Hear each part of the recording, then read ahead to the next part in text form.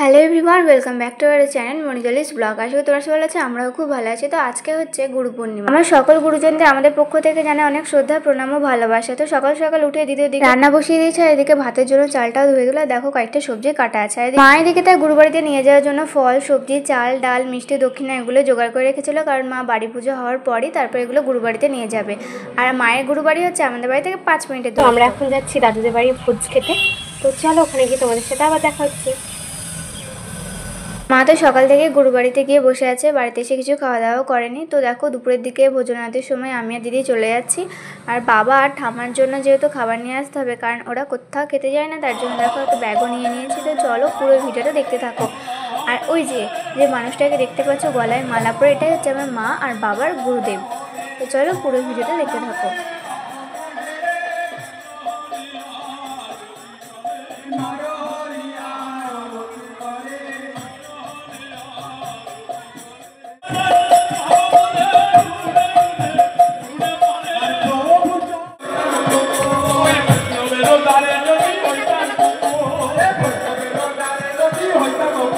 এখন যেহেতু গরমের সময়, দাদুদের বাড়ির সামনে জায়গাটা অনেকটা ছোট, আর মানুষের ভিড়ে যাতে ঘামের গন্ধ নয় তার জন্য দেখো এখানে স্প্রে করে দিচ্ছিল। আর মা যেহেতু অনেক আগে এসেছিল, তো এত ভিড়ের মাঝে মাকে খুঁজে পাচ্ছিলাম না। তো ভোজনালয় শেষে মাকে খুঁজে পেয়েছে। তারপর দেখো ধাক্কাধাক্কি করে আমরা খেতেও বসেছি। আর মাথার উপর যে মেয়েটাকে তোমরা দেখতে পাচ্ছ, সব জায়গায় হয়তো এমন একজন মহিলা থাকেন। তো দেখো আমরা এত কষ্ট করে বসে আছি, ওকে এখন উপরে যাওয়ার জন্য সাইড দিতে হবে।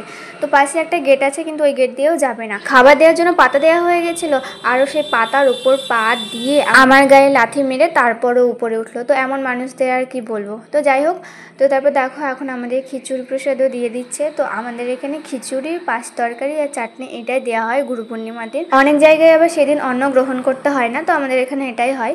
কিন্তু দেখো আমি আর আমার দিদি খেতে বসে পড়েছি, আর আমার মা সেই সকাল থেকে না খেয়ে আছে, কিন্তু আমার মাটাই বসতে পারিনি। আসলে আমরা তিনজনে বসতে পেরেছিলাম, কিন্তু ওই যে সবাই সরে সরে আসছিলো, তো জায়গা অনেক ছোট হয়ে গেছিলো, তো আমাদের বসার অসুবিধা হয়ে বলে আমার মা উঠে গেছিলো। তো আমি আর দিদি খাচ্ছিলাম।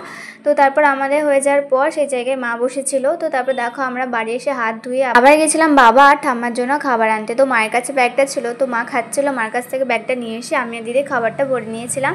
তো তারপর দেখো খাবার নিতে গিয়ে দিদির ড্রেনের ওখানে পা ঢুকে গেছিলো, তাই দিদি এসে দেখাচ্ছিল।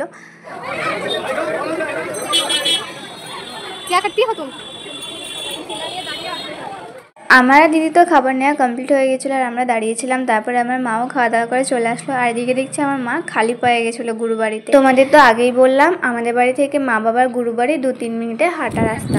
তো এখন আমরা চলে এসেছিলাম বাড়ি। তারপর বাড়ি এসে বাবা ঠাম্মাকে খাবার দিয়ে আমরা তিনজন ছাদে চলে এসেছিলাম রিলস বানানোর জন্য। ছাদে এসে দেখছি বৃষ্টি ওদের ছাদ থেকে হাই করছে। তো তোমরা যারা আগে থেকে ব্লগ দেখো তারা জানবে বৃষ্টি আমাদেরকে হয়। বৃষ্টি হচ্ছে আমার মামার মেয়ে। সন্ধ্যাবেলায় যেহেতু মোমো খেতে অনেক ইচ্ছে করছিল, তাই আমার দিদির জন্য 1 প্লেট চিকেন মোমো এনেছিলাম। আমার মা যেহেতু নিরামিষ খায়, তার মার জন্য ভেজ মোমো এনেছিলাম। কিন্তু ভেজ মোমোটা খাওয়ার পর দেখছি যে রসুনের গন্ধ আসছে। মোমো খেতে তো খুব একটা বেশি ভালো লাগে না, কিন্তু ওই যে খুব খেতে ইচ্ছে করছিলো। তো তারপর খাওয়ার পর বেশ মোটামুটি সুন্দরই লেগেছিলো। আর আমি না ঝাল চাটনি অনেক বেশি ঢেলে ফেলেছিলাম। তো খাওয়ার পর রিয়াকশান তো বুঝতেই পারছো। আমরা এখন বাড়ি এসে দেখো ড্রেস চেঞ্জ করে নিয়েছি। তো আজকে দিনটা আমাদের এভাবেই কাটলো। তোমাদের কীভাবে কাটলো অবশ্যই কমেন্টে জানিও। তো দেখা হচ্ছে নেক্সট ব্লগে। এটা তখন বাই। আর চ্যানেলটা অবশ্যই সাবস্ক্রাইব